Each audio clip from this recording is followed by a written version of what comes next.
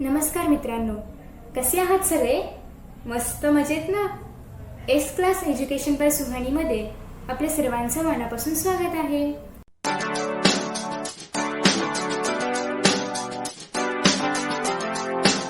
आज आपण पाहणार आहोत इयत्ता 6वी इतिहास प्राचीन भारत सांस्कृतिक. यामध्ये आपण पाहणार आहोत भाषा आणि साहित्य, लोकजीवन, विज्ञान, शिक्षणाची केंद्र, स्थापत्य आणि कला. पहिला पॉईंट आपण पाहूया, भाषा आणि साहित्य. प्राचीन भारतात साहित्य निर्मितीची अखंड परंपरा होती. संस्कृत, अर्धमागधी, पाली, तामिळ अशा भाषांमधून ही साहित्य निर्मिती झाली. यामध्ये धार्मिक साहित्य, व्याकरण ग्रंथ, महाकाव्य, नाटक, कथा साहित्य अशा अनेक प्रकारच्या लेखनाचा समावेश आहे. आपण पाहत आहोत भाषा आणि साहित्य. प्राचीन भारतात साहित्य निर्मितीची अखंड परंपरा होती. संस्कृत, अर्धमागधी, पाली आणि तामिळ अशा अनेक भाषांमधून ही साहित्य निर्मिती झालेली आहे. आणि त्यामध्ये धार्मिक साहित्य, व्याकरण ग्रंथ, महाकाव्य, नाटक, कथा साहित्य अशा अनेक प्रकारच्या लेखनाचा समावेश आहे. आपण आता सुरुवातीला पाहणार आहोत संगम साहित्य. आता संगम साहित्य म्हणजे काय? संगम म्हणजे विद्वान साहित्यिकांच्या सभा. या सभांमध्ये संकलित झालेले साहित्य संगम साहित्य म्हणून ओळखले जाते. हे तामिळ भाषेतील सर्वात प्राचीन साहित्य आहे. या साहित्यातील सिल्लप्पधिकरम आणि मणिमेखलाई ही महाकाव्य प्रसिद्ध आहेत. संगम साहित्यातून दक्षिण भारतातील प्राचीन काळच्या राजकीय आणि सामाजिक जीवनाची माहिती मिळते. आता सुरुवातीला आपण पाहत आहोत संगम साहित्य. या संगम साहित्य संगम म्हणजे कोण? तर संगम म्हणजे विद्वान साहित्यिकांच्या ज्या सभा होत्या त्यांना संगम असे म्हणायचे. आणि या सभामध्ये संकलित झालेले जे साहित्य आहे त्याला संगम साहित्य म्हणून ओळखले जायचे. पूर्वीच्या काळी जे जे विद्वान लोक होते त्यांच्या सभा भरायच्या, त्या सभांना संगम असे म्हटले जायचे. आणि या सभामध्ये जे साहित्य व्हायचं, प्रसिद्ध व्हायचं, त्या साहित्याला संगम साहित्य म्हणून ओळखले जायचे. हे तामिळ भाषेतील सर्वात प्राचीन साहित्य आहे. आणि या साहित्यातील सिल्लप्पधिकरम आणि मणिमेखलाई हे महाकाव्य प्रसिद्ध आहेत. 2 महाकाव्य आहेत ही संगम साहित्यातील, सिल्लप्पधिकरम आणि मणिमेखलाई. संगम साहित्यातून दक्षिण भारतातील प्राचीन काळच्या राजकीय आणि सामाजिक जीवनाची माहिती मिळते. हे जे संगम साहित्य आहे याच्यामधून आपल्याला दक्षिण भारतामधील प्राचीन काळचे राजकीय आणि सामाजिक जीवन कसे होते याची सर्व माहिती मिळते. आता आपण पाहूया धार्मिक साहित्य. यामध्ये आगम ग्रंथ, त्रिपिटक आणि भगवद्गीता हे ग्रंथ महत्त्वाचे आहेत. धार्मिक साहित्यामध्ये कुठले कुठले ग्रंथ महत्त्वाचे आहेत? तर आगम ग्रंथ, त्रिपिटक आणि भगवद्गीता हे ग्रंथ महत्त्वाचे आहेत. जैन आगम ग्रंथ अर्धमागधी, शौरसेनी आणि महाराष्ट्री अशा प्राकृत भाषामध्ये लिहिले आहेत.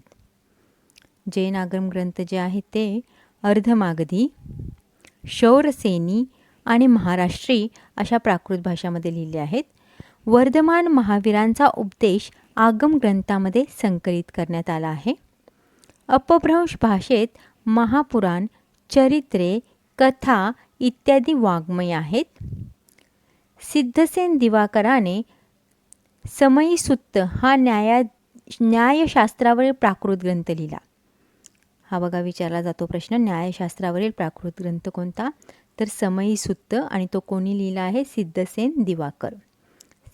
सिद्धसेन दिवाकराने समयीसुत्त हा न्यायशास्त्रावरील प्राकृत ग्रंथ लिहिला. विमलसुरींनी पौमचर्य या प्राकृत काव्यात रामकथा सांगितली आहे. रामाची कथा जी आहे ती पौमचर्य या प्राकृत काव्यात सांगितलेली आहे. ती कोणीतरी विमलसुरींनी. हरिभद्र सुरींचा समारायचकहा आणि उद्योत तनुसुरींचा कुवलय माला काहा हा ग्रंथही विशेष प्रसिद्ध आहेत. नावं जरा अवघड आहेत, परंतु सतत वाचलं ना तर ती पटकन आपल्याला ज्ञात होतील. हरिभद्र सुरींचा समराई इच्छ कहा आणि उद्योतन तनुसुरीचा कुवल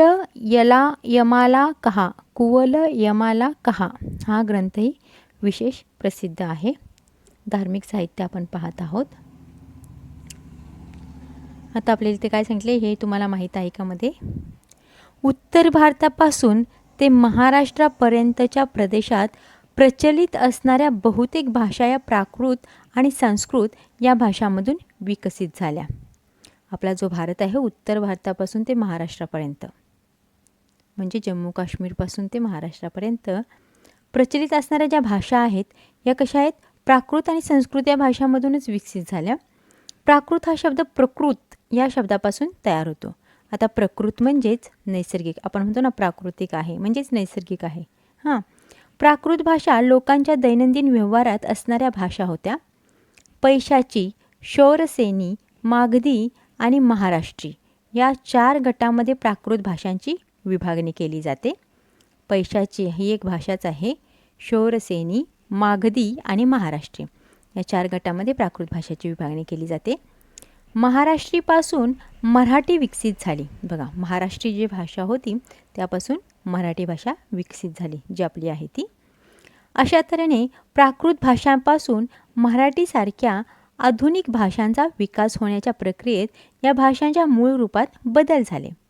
त्यांना अपभ्रंश भाषा असे म्हटले गेले.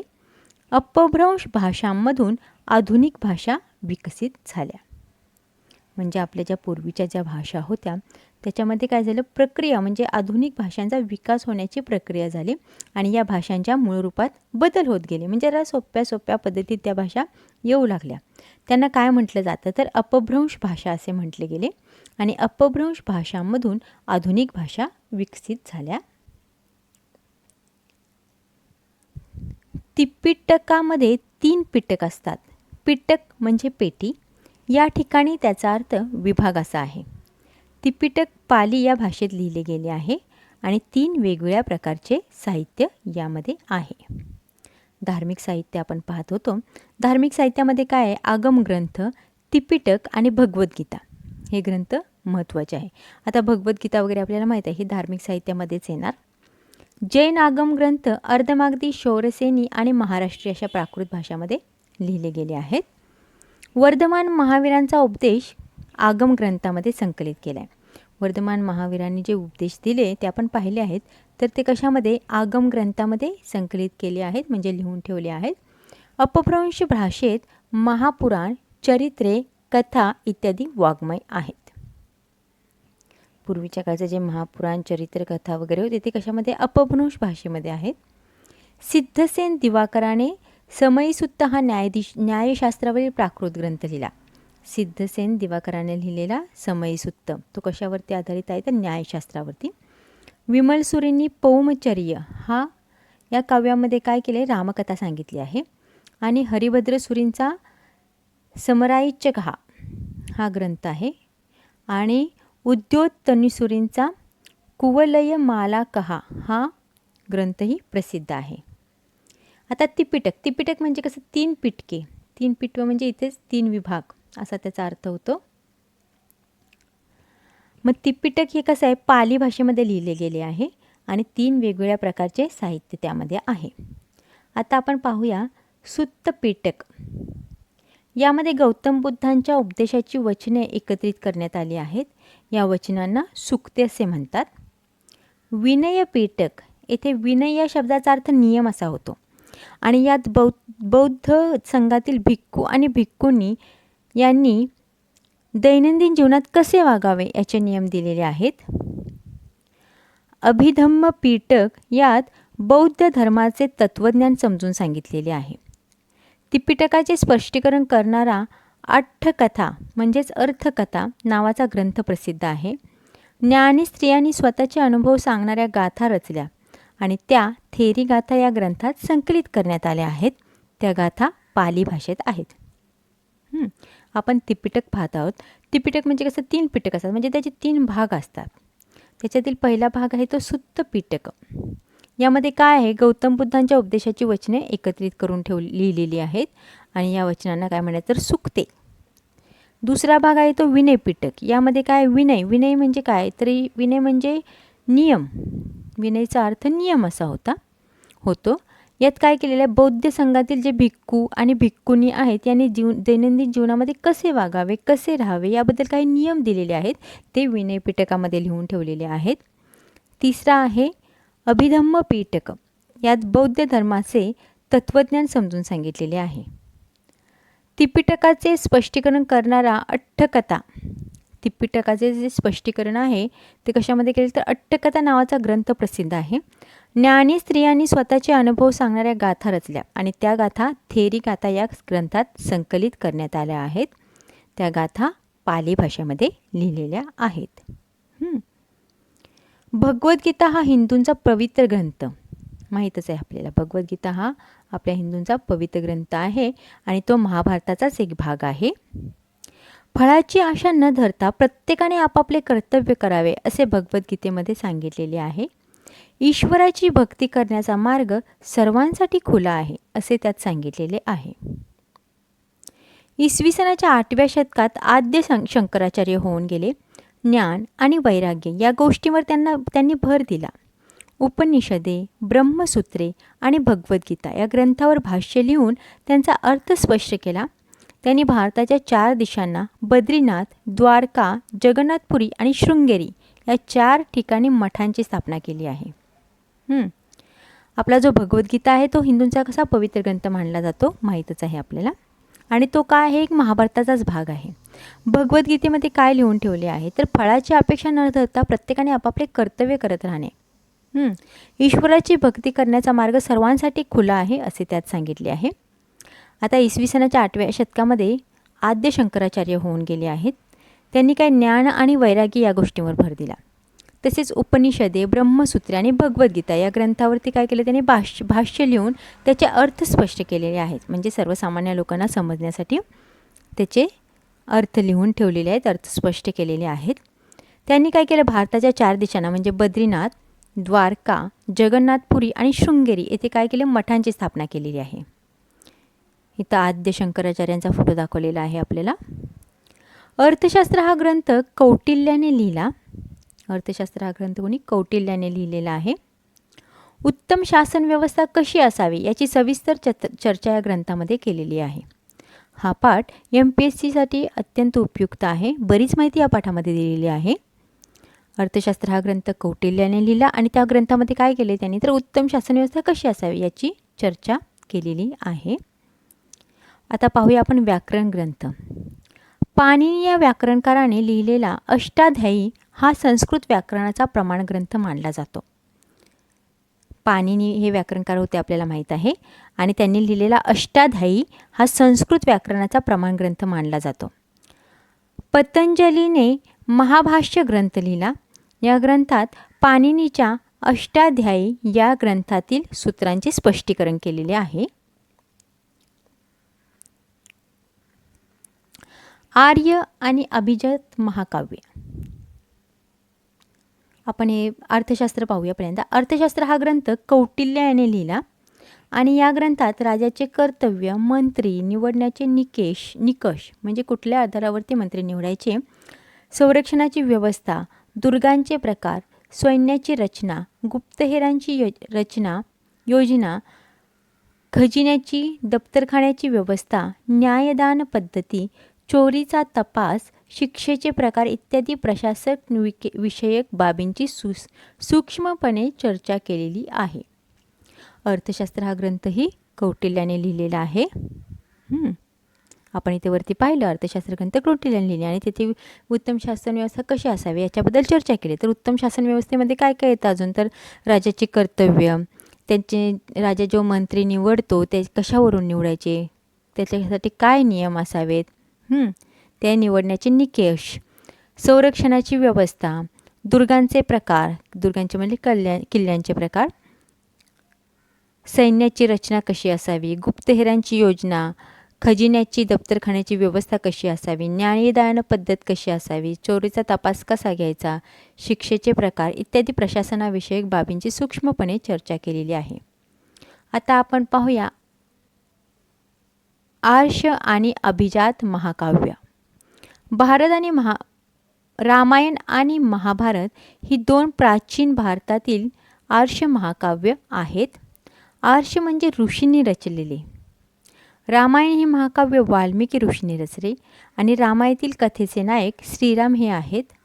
महाभारत हे महाकाव्य व्यास ऋषींनी रचले.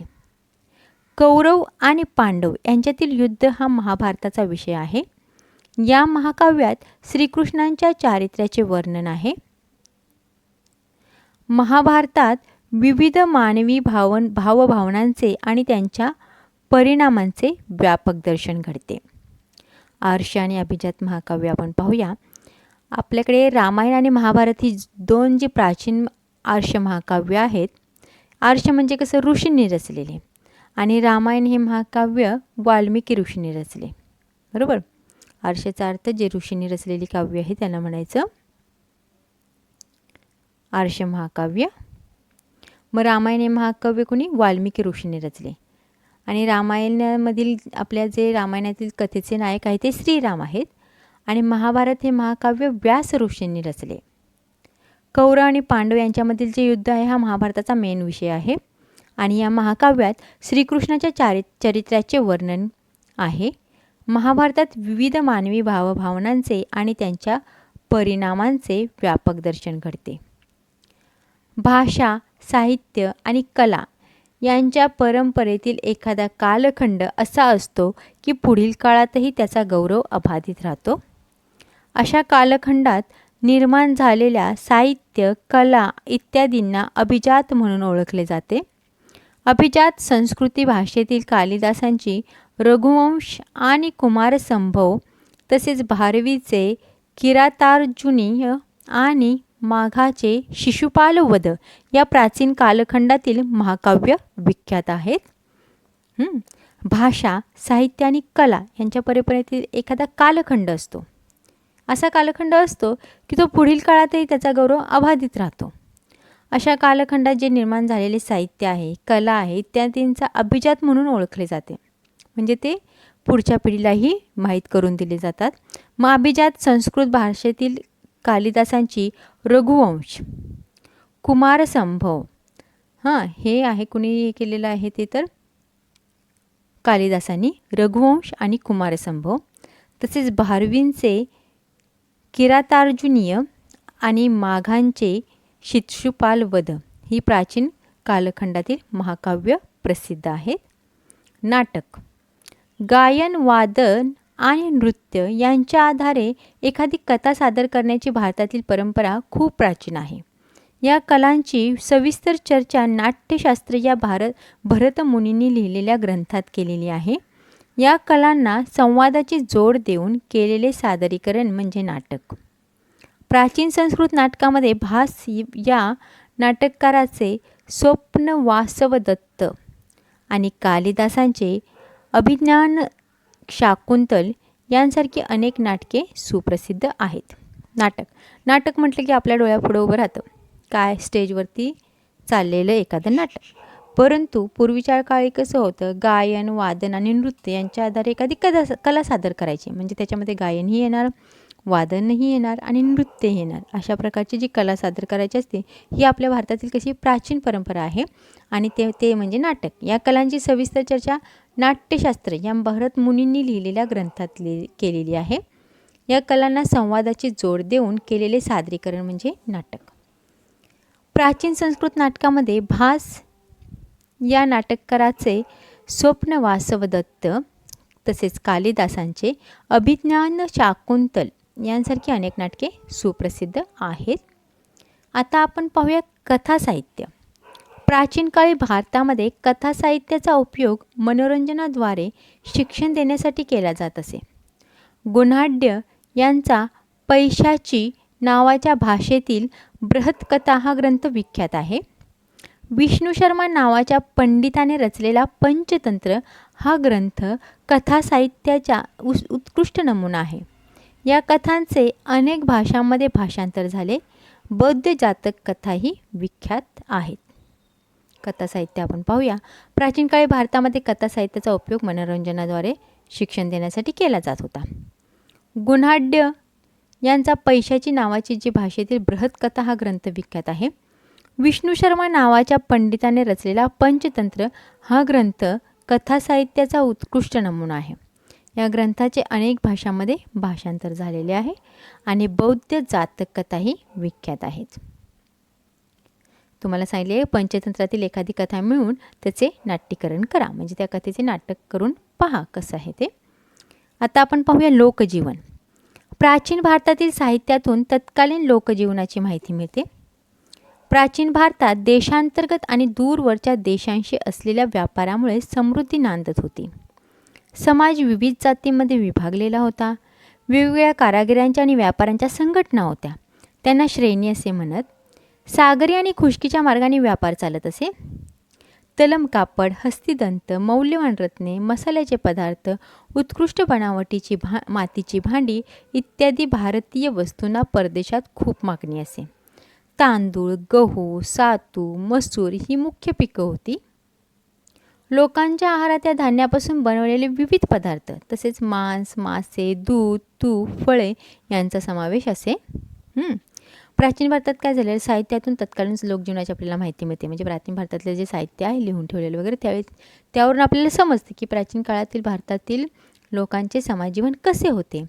मग प्राचीन भारतात काय देशांतर्गत आणि दूरवरच्या देशांशी व्यापारामुळे समृद्धी नांदत होती. म्हणजे आपल्या बाहेरील देशांशीही व्यापारी संबंध होते. त्यामुळे कसं होतं, समृद्धी नांदत होती. म्हणजे पैसा येत होता, जात होता, त्यामुळे समृद्धी नांदत होती. समाज विविध जातीमध्ये विभागलेला होता आणि वेगवेगळ्या कारागिरांच्या आणि व्यापाऱ्यांच्या संघटना होत्या. त्या संघटनांना म्हणायची श्रेणी. सागरी आणि खुष्कीच्या मार्गाने व्यापार चालत असे त्यावेळी. तलम कापड, हस्तिदंत, मौल्यवान रत्ने, मसाल्याचे पदार्थ आणि उत्कृष्ट बनावटीची मातीची भांडी इत्यादी भारतीय वस्तूंना परदेशात खूप मागणी असे. तसेच तांदूळ, गहू, सातू, मसूर ही त्यावेळी कशी होती, मुख्य पिके होती. लोकांच्या आहारात या धान्यापासून बनवलेले विविध पदार्थ असत. तसेच मांस, मासे, दूध, तूप आणि फळे यांचा समावेश असे. लोक प्रामुख्याने त्यावेळी कसे सुती कपडे वापरत असत. सुती तसेच रेशमी आणि लोकरीची वस्त्रेही वापरत असत. ती वस्त्रे साधारणपणे आजचे धोतर, उपरणे, मुंडासे, साडी या प्रकारचीच होती. कुशाणांच्या काळात कपडे शिवण्याच्या पद्धतीचा परिचय भारतीयांना झाला. कुशाणांच्या काळात कपडे कसे शिवायचे याचा परिचय भारतीयांना झाला. आता आपण पाहूया विज्ञान. वैद्यकशास्त्र. भारतीय वैद्यकशास्त्राला आयुर्वेद असे म्हटले जाते. आयुर्वेदाला खूप प्राचीन परंपरा आहे. आयुर्वेदामध्ये रोगाची लक्षणे, रोगांचे निदान, रोगांवरील उपचार या गोष्टींचा विचार केलेला आहे. त्याचबरोबर रोग होऊ नये म्हणून काय करायला पाहिजे, कशी काळजी घ्यायला पाहिजे याचाही विचार केलेला आहे. बिंबिसाराच्या दरबारात जीवक हा प्रसिद्ध वैद्य होता. चरक संहिता या ग्रंथात वैद्यकीय चिकित्सकशास्त्र आणि औषधशास्त्र यांची सविस्तर माहिती दिलेली आहे. हा ग्रंथ चरक याने लिहिला. सुश्रुत या शल्य विशारदाने लिहिलेल्या सुश्रुत संहिता या ग्रंथात विविध रोगांचे निदान आणि त्यावरील उपाय यांची माहिती मिळते. या ग्रंथाचा विशेष म्हणजे त्यामध्ये विविध कारणांनी होणाऱ्या जखमा, अस्थिभंग आणि त्यांचे प्रकार आणि त्यावरील शस्त्रक्रियांचे प्रकार यांची चर्चा केली आहे. सुश्रुत संहितेचे अरबी भाषेमध्ये भाषांतर झाले होते. त्याचे नाव किताब-ई-मसूसूद असे होते. वाकभट्टाने वैद्यकशास्त्रावर अनेक ग्रंथ लिहिले. त्यातील अष्टांग संग्रह आणि अष्टांग हृदय संहिता हे प्रमुख आहेत. सिद्ध नागार्जुन या बौद्ध भिक्खूने लिहिलेल्या रसरत्नाकर या ग्रंथात रसायने आणि धातू या संबंधीची माहिती आहे. वैद्यकशास्त्र आपण पाहूया. भारतीय वैद्यकशास्त्रालाच आयुर्वेद असे म्हटले जाते. आयुर्वेदाला खूप प्राचीन परंपरा आहे. म्हणजे प्राचीन काळापासून आयुर्वेदाची परंपरा आपल्याकडे आहे. आयुर्वेदामध्ये रोगाची लक्षणे, रोगांचे निदान आणि रोगांवरील उपचार या गोष्टींचे विचार केलेला आहे. आणि त्याबरोबर रोग होऊ नये म्हणून काय काळजी, प्रिकॉशन काय घ्यायला हवी याची चर्चा केलेली आहे. बिंबिसाराच्या दरबारात जीवक हा एक प्रसिद्ध वैद्य होता. चरकसंहिता या ग्रंथात वैद्यकीय चिकित्साशास्त्र आणि औषधशास्त्र यांची सविस्तर माहिती दिलेली आहे. हा ग्रंथ चरक याने लिहिला. सुश्रुत या शल्यविशारदाने लिहिलेल्या सुश्रुत संहिता या ग्रंथात विविध रोगांचे निदान आणि त्यावरील उपाय याची माहिती मिळते. या ग्रंथाचा विशेष म्हणजे त्यामध्ये विविध कारणांनी होणाऱ्या जखमा, अस्थिभंग आणि त्यांचे प्रकार आणि त्यावरील शस्त्रक्रियांचे प्रकार यांची चर्चा केलेली आहे. सुश्रुत संहितेचे अरबी भाषेमध्ये भाषांतर झाले होते. त्याचे नाव किताब-इ-सुसूद असे होते. वाघभट्टाने वैदिकशास्त्रावर अनेक ग्रंथ लिहिले. त्यातील अष्टांग संग्रह आणि अष्टांग हृदय संहिता हे प्रमुख आहेत. सिद्ध नागार्जुन या बौद्ध भिक्खूने लिहिलेल्या रसरत्नाकर या ग्रंथात रसायने आणि धातू या संबंधीची माहिती आहे. गणित आणि खगोलशास्त्र. प्राचीन भारतीयांनी गणित आणि खगोलशास्त्र या विषयांचा सखोल अभ्यास केला होता. 1 ते 9 आणि 0 या संख्यांचा वापर भारतीयांनी प्रथम केला. एकक, दह अशा स्थानानुसार अंकांची किंमत बदलते हे प्राचीन भारतीयांना माहिती होते. आर्यभट्ट नावाच्या शास्त्रज्ञाने आर्यभट्टीय हा ग्रंथ लिहिला. त्याने गणिती क्रियांची अनेक सूत्रे दिली आहेत. आर्यभट्ट खगोलशास्त्रज्ञही होता. पृथ्वी सूर्याभोवती फिरते हे त्याने सांगितले. इसवी सनाच्या 6व्या शतकात होऊन गेलेला वराह मिहिर याने पंचसिद्धांतिका नावाचा ग्रंथ लिहिला. त्यात भारतीय खगोलशास्त्रीय सिद्धांताबरोबर ग्रीक, रोमन, इजिप्ती या संस्कृतीमधील खगोलशास्त्रीय सिद्धांतांचा विचार केलेला आहे. इसवी सनाच्या 7व्या शतकात होऊन गेलेल्या ब्रह्मगुप्त या गणितज्ञाने लिहिलेल्या ग्रंथाचे अरबी भाषेत भाषांतर केले गेले आहे. कणादाने वैशेषिक दर्शन हा ग्रंथ लिहिला.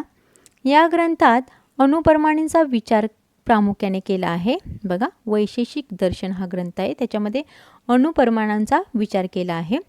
कणदाच्या या मते हे विश्व असंख्य वस्तूंनी भरलेले आहे. या वस्तू म्हणजे अणूंनी घेतलेली निरनिराळी स्वरूपे आहेत.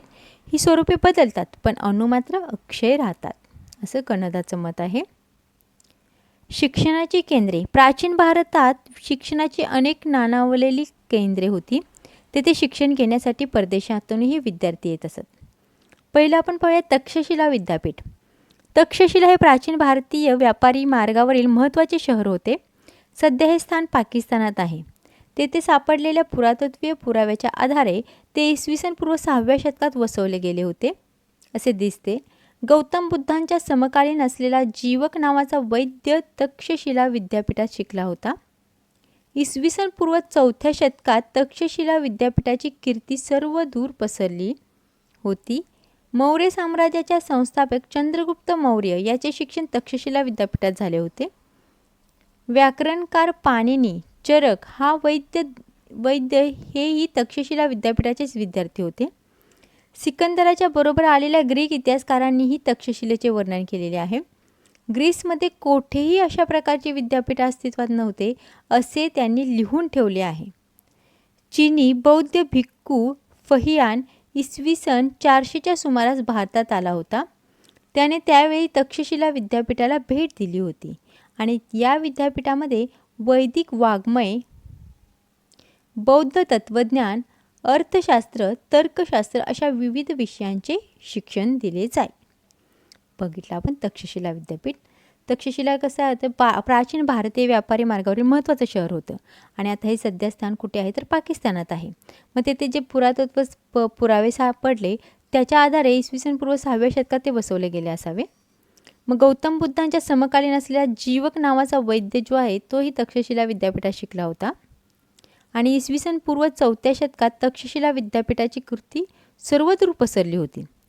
आपल्या मौर्य साम्राज्याचे संस्थापक जे होते चंद्रगुप्त मौर्य यांचे शिक्षणही तक्षशिला विद्यापीठात झालेले होते. व्याकरणकार पाणिनी, चरक हा वैद्य हेही तक्षशिला विद्यापीठाचेच विद्यार्थी होते. सिकंदराच्या बरोबर आलेल्या ग्रीक इतिहासकारांनी तक्षशिलेचे वर्णन केलेले आहे आणि ग्रीसमध्ये कुठेही अशा प्रकारचे विद्यापीठ अस्तित्वात नव्हते. म्हणजे जगात कुठेही अशा प्रकारचे ग्रीसमध्ये कुठेही अशा प्रकारचे विद्यापीठ अस्तित्वात नव्हते, ते आपल्या भारतामध्ये होते असे त्यांनी लिहून ठेवलेले आहे.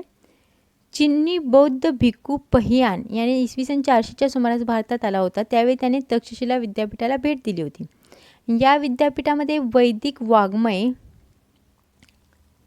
बौद्ध तत्त्वज्ञान, अर्थशास्त्र, तर्कशास्त्र अशा विविध विषयांचे शिक्षण दिले जाईल. वाराणसी, वरणा आणि असी या गंगेच्या 2 उपनद्या आहेत. या 2 उपनद्यांच्या मध्ये वसलेल्या शहराला वाराणसी हे नाव मिळाले आणि वाराणसीमध्ये वेदांचे तसेच जैन आणि बौद्ध तत्त्वज्ञानांचे शिक्षण देणारी केंद्रे प्राचीन काळापासून होती. आता वल्लभी. गुजरातमधील सौराष्ट्रात वल्लभी नावाचे प्राचीन नगर होते. इसवी सनाच्या 5व्या ते 8व्या शतकात ते जैन आणि बौद्ध तत्त्वज्ञानाच्या शिक्षणाचे महत्त्वाचे केंद्र होते. युआनशांग आणि सिंग या चीनी बौद्ध भिक्खूंनी वल्लभीला भेट दिली होती. वल्लभी पाहूया आपण. गुजरातमधील सौराष्ट्रात वल्लभी नावाचे प्राचीन नगर होते. इसवी सनाच्या 5व्या ते 8व्या शतकात ते जैन आणि बौद्ध तत्त्वज्ञानाच्या शिक्षणाचे महत्त्वाचे केंद्र होते. युआनशांग आणि इत्सिंग या चीनी बौद्ध भिक्खूंनी वल्लभीला भेट दिली होती. नालंदा विद्यापीठ पाहूया आपण. आजच्या बिहारमधील पाटणा शहराच्या जवळ प्राचीन नालंदा विद्यापीठाचे अवशेष आहेत. सम्राट हर्षवर्धनाने या विद्यापीठाला उदारहस्ते देणग्या दिल्या होत्या. युआनशांग आणि इत्सिंग यांनी केलेल्या वर्णनानुसार नालंदा विद्यापीठात हजारो विद्यार्थ्यांची राहण्याची सोय होती आणि तेथील ग्रंथालयात हजारो ग्रंथ होते. विद्यापीठात प्रवेश मिळवण्यासाठी प्रवेशद्वारापाशी विद्यार्थ्यांना परीक्षा द्यावी लागे. इथे आपल्याला नालंदा महाविहाराची मुद्रा दाखवलेली आहे. नालंदा विद्यापीठ पाहिलं आपण. ते कुठे आहे? आजच्या बिहारमधील पाटणा शहराच्या जवळ एक प्राचीन नालंदा विद्यापीठाचे अवशेष आहेत. सम्राट हर्षवर्धनाने या विद्यापीठाला उदारहस्ते देणग्या दिल्या आणि युआनशांग आणि इत्सिंग यांनी केलेल्या वर्णनानुसार नालंदा विद्यापीठात हजारो विद्यार्थ्यांची राहण्याची सोय होती आणि तेथील ग्रंथालयात हजारो ग्रंथ होते. विद्यापीठात प्रवेश मिळण्या अगोदर त्यांना प्रवेशद्वाराशीच परीक्षा द्यावी लागत असे विद्यार्थ्यांना. विक्रमशिला विद्यापीठ. विक्रमशिला विद्यापीठ आजच्या बिहारमधील भागलपूरच्या जवळ होते. धर्मपाल नावाच्या राजाने त्याची स्थापना इसवी सनाच्या 8व्या शतकात केली आणि तिथे 6 विहार बांधले. प्रत्येक विहाराचे प्रवेशद्वार स्वतंत्र होते. विक्रमशिला विद्यापीठ पाहूया आपण आता. विक्रमशिला विद्यापीठ हे कुठे? तर आजच्या बिहारमधील भागलपूरच्या जवळ होते. धर्मपाल नावाच्या राजाने त्याची स्थापना इसवी सनाच्या 8व्या शतकात केली आणि तिथे 6 विहार होते. प्रत्येक विहाराचे प्रवेशद्वार स्वतंत्र होते. कांची पाहूया आपण. पल्लव राज्यसत्तेच्या काळात इसवी सन 6वे शतक. पल्लव राज्यसत्तेचा काळ म्हणजे इसवी सन 6वे शतक. आजच्या तामिळनाडूमधील कांची हे शहर महत्त्वाचे शैक्षणिक केंद्र बनले होते. तिथे वैदिक, जैन आणि बौद्ध ग्रंथाचे अध्ययन आणि अध्यापन केले जाई. स्थापत्य आणि कला. मौर्य आणि गुप्त काळात भारतीय स्थापत्य कलेच्या विकासाचा उत्कर्ष झाला. सम्राट अशोकाने ठिकठिकाणी उभारलेले दगडी स्तंभ हे भारतीय शिल्पकलेची उत्कृष्ट उदाहरणे आहेत.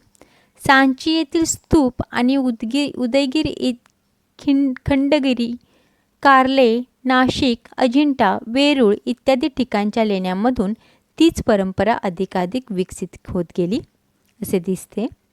गुप्त काळात भारतीय मूर्तिकलेचा विकास झाला. दक्षिण भारतात चालुक्य आणि पल्लव राज्यसत्तेच्या काळात मंदिर स्थापत्याचा विकास झाला. महाबलीपुरमची मंदिरे त्याची साक्ष देतात. पल्लव राज्यसत्तेच्या काळात देवदेवतांच्या कांस्यमूर्ती बनवण्यास सुरुवात झाली होती. इथे आपल्याला सांची स्तूप दाखवलेला आहे. दिल्लीजवळ मेहरोली येथे असलेल्या गुप्तकालीन लोहस्तंभाच्या आधारे प्राचीन भारतीयांचे धातुशास्त्राचे ज्ञान किती प्रगत होते समजते. प्राचीन भारतीय संस्कृती अत्यंत समृद्ध आणि प्रगत होती हे आपण पाहिलेच. स्थापत्य आणि कला पाहूया आपण. मौर्य आणि गुप्त काळात भारतीय स्थापत्यकलेच्या विकासाचा उत्कर्ष झाला. म्हणजे त्यावेळी भारतीय स्थापत्यकला जी होती ती विकासास आली होती. सम्राट अशोकाने ठिकठिकाणी उभारलेले दगडी स्तंभ ही भारतीय शिल्पकलेची उत्कृष्ट उदाहरणे आहेत. सांची येथील स्तूप आणि उदयगिरी, खंडगिरी, कार्ले, नाशिक, अजिंठा वेरूळ इत्यादी ठिकाणच्या लेण्यांमधून तीच परंपरा अधिकाधिक विकसित होत गेली असे दिसते. गुप्त काळात भारतीय मूर्तिकलेचा विकास झाला. दक्षिण भारतात चालुक्य आणि पल्लव राज्यसत्तेच्या काळात मंदिर स्थापत्याचा विकास झाला. महाबलीपुरमची मंदिरे त्याची साक्ष देतात. पल्लव राज्यसत्तेच्या काळात देवदेवतांच्या कांस्यमूर्ती बनवण्यास सुरुवात झाली. दिल्लीजवळ मेहरोली येथे असलेल्या गुप्तकालीन लोहस्तंभाच्या आधारे प्राचीन भारतीयांचे धातुशास्त्राचे ज्ञान किती प्रगत होते ते समजते. मग प्राचीन भारतीय संस्कृती अत्यंत समृद्ध आणि प्रगत होती हे आपण पाहिलंच आहे. पुढील पाठात आपण भारतीय संस्कृतीचा जगातील इतर संस्कृतीशी आलेला संपर्क आणि त्याचे झालेले दूरगामी परिणाम याचा परिचय करून घेणार आहोत. इथे आपल्याला नटराजाची कांस्यमूर्ती दाखवलेली आहे आणि मेहरोली येथील लोहस्तंभ दाखवलेला आहे. इथे आपला पाठ संपलेला आहे. धन्यवाद. मित्रांनो, तुम्हाला जर हा व्हिडिओ आवडला असेल ना तर नक्कीच व्हिडिओला लाईक करा, शेअर करा. त्याचबरोबर यांसारखे नवनवीन व्हिडिओज पाहण्यासाठी चॅनलला सबस्क्राईब करा आणि नोटिफिकेशन बेल आयकॉनवर क्लिक करा. म्हणजेच मी जेव्हा यांसारखे नवनवीन व्हिडिओज अपलोड करेन तेव्हा तुम्हाला त्याचं नोटिफिकेशन मिळत राहील. मित्रांनो, असेच छान आणि मस्त व्हिडिओ या चॅनलवरती अवेलेबल आहेत. चला तर मित्रांनो, आता या ठिकाणी आपण इथेच विश्रांती घेऊया. पुन्हा भेटूया नवीन पाठासोबत, नवीन व्हिडिओसोबत, नवीन टॉपिकसोबत. तोपर्यंत पाहत रहा S class education by Suhani, तेही सुहानी सूर्यवंशी या चॅनलवरती. So friends, thank you so much for watching this video. See you in next video.